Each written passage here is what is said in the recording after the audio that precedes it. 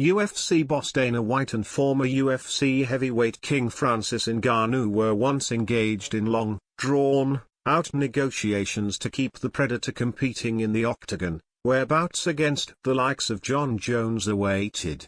Ultimately, Ngannou ended up leaving to pursue boxing fights, freedom afforded to him under contract with the PFL. Chief among earnest demands that the UFC turned down was seemingly the ability to take part in boxing matches. He also demanded higher pay and wide-scale fighter benefits such as health insurance. Since negotiations with the UFC broke down, Ngannou has proved his doubters wrong. Notably, he impressed everyone when he faced and nearly beat Tyson Fury in the ring, even scoring a knockdown in the process. Now, he has secured another boxing match, this time against heavyweight star Anthony Joshua. The two are set to square off in Riyadh, Saudi Arabia, on March 8.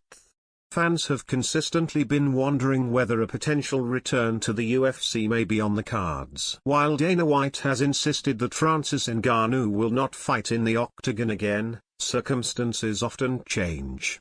If the timing works out and results go a certain way, could we see the Predator back under the UFC banner in the future? Given where Ngannou is in his career, the UFC will have to budge and allow the Predator to partake in boxing matches. Such a stipulation appears non-negotiable to the former heavyweight champion. Furthermore, the UFC will also likely have to match the terms of his PFL deal, which is very unique, to say the least. Apart from a seven-figure guarantee per fight, Ngannou also negotiated a guaranteed $2 million for each of his opponents, a share of each event's net profits, as well as an executive position for the PFL's planned expansion to Africa. Given the UFC's position as the premier MMA promotion in the world, it seems unlikely that they would allow their heavyweight champion to take a hiatus from MMA and pursue boxing fights.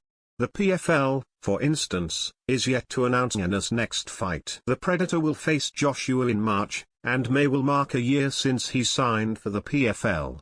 Despite announcing big plans for 2024, the PFL is yet to announce concrete intentions for Ngannou, which will mean that their marquee signing likely won't debut within a year after signing. Dana White has also expressed his confusion over the signing, stating during a press conference, as a result, it's unlikely that a return to the UFC is on the cards for Ngannou.